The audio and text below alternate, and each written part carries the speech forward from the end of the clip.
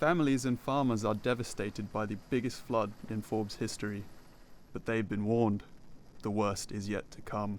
And they're going to face some challenges later this week when it comes to resupply or even sustaining being able to stay in their home over a protracted period as we look at another wave of rain and downstream effects. Lachlan River peaked at 10.67 metres on Sunday night. It passed the previous high in August 1990, when 132 properties were inundated. This time, more than 1,000 people have been rescued or displaced. SES volunteers have travelled to Forbes from all over the state. Go deep there.